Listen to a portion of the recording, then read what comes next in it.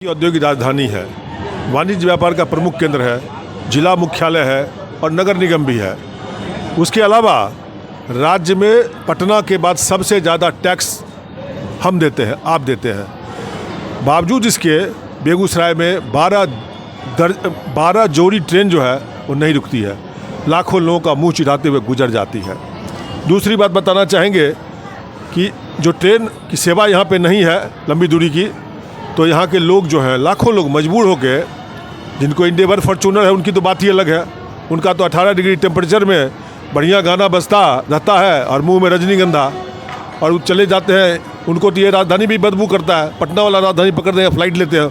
उनको क्या दर्द मालूम होगा उसका, जिसकी बहू बेटी जो है टाटा टेम्पू टेकर में ठूस के लाद के लद के जाती है ना। यहाँ से 16 किलोमीटर बरौनी है और 40 रुपया भाड़ा लेता है और 14 को उसमें घुसाता है टेम्पू में।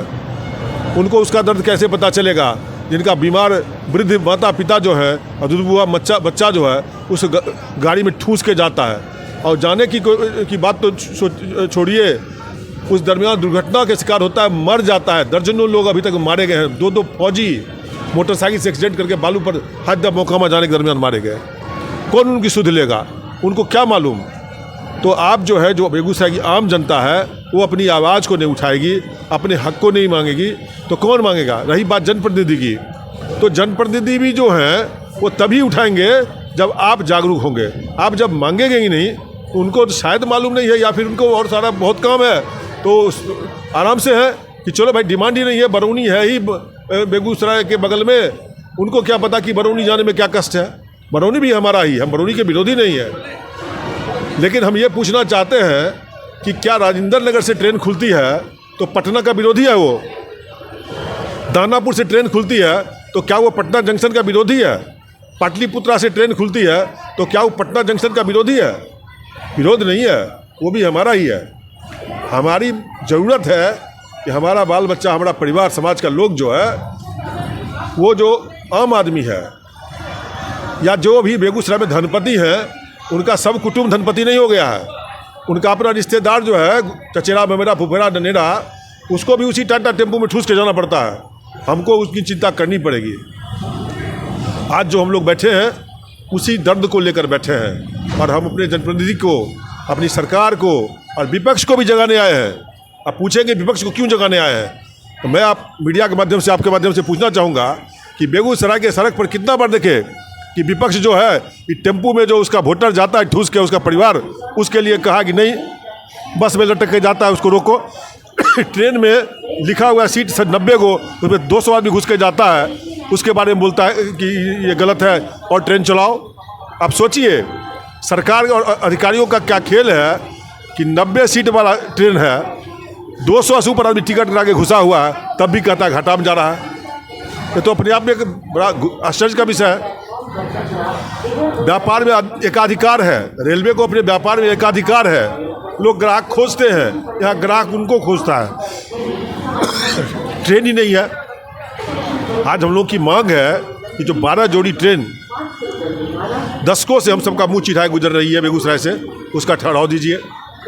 बेगूसराय से विभिन्न महानगरों के लिए, क्या महानगर बोलूँ, कलकत्ता जो सबसे नज़दीक में है उसके लिए ट्रेन नहीं आपको, तो कलकत्ता सहित विभिन्न महानगरों और महत्वपूर्ण शहरों के लिए सीधी, उपयुक्त और नियमित रेल सेवा दीजिए। और सभी बीमारी का एकमात्र इलाज है जो प्रधानमंत्री महोदय ने जो वर्ल्ड क्लास स्टेशन प्रोजेक्ट की घोषणा की है, और ये खुशी की बात है कि फर्स्ट लिस्ट में हमको लिया गया था और 4 स्टेशन उसके साथ था। चारों में काम शुरू हो गया, हमारे यहाँ नहीं हुआ है। अगर वो हो जाता है तो सभी बीमारियों का एकमात्र दवा है वर्ल्ड क्लास स्टेशन प्रोजेक्ट।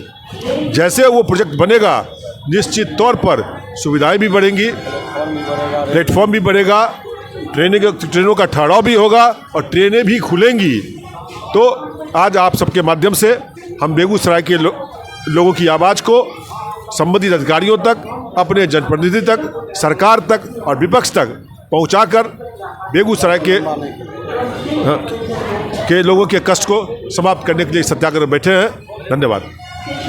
और हम यहाँ प्लेटफॉर्म का विस्तार चाहते हैं कि प्लेटफॉर्म का विस्तार हो, रेलवे स्टेशनों पर एलिवेटर लगे वृद्ध महिलाओं वृद्ध जन के लिए कि जाने के लिए एलिवेटर का सुविधा हो, और बाघा रेलवे गुमती और लोहिया नगर रेलवे गुमती के पास अंडरपास का निर्माण हो, जो सुलभता के साथ लोग एनएच और रेलवे की पटरियों को आसानी से पास कर सके और आसानी से बिल पास किया गया है गुमती को लेकर, और लोग यही सुविधा रेलवे से चाहते हैं। स्वच्छता के नाम पर हम लोग जान रहे हैं कि रेलवे स्टेशनों पर करोड़ों रुपया का आउटसोर्सिंग से खर्च होता है, लेकिन हकीकत में जब आप रेलवे स्टेशनों पर जाइएगा तो बाथरूम उसी तरह गंदा है, खुले में लोग शौच कर रहे हैं, खुले में लोग यूरिन कर रहे हैं, गंदगी भरा पड़ा हुआ है। स्वच्छता के नाम पर एजेंसियों को करोड़ों रुपये दिया जा रहा है।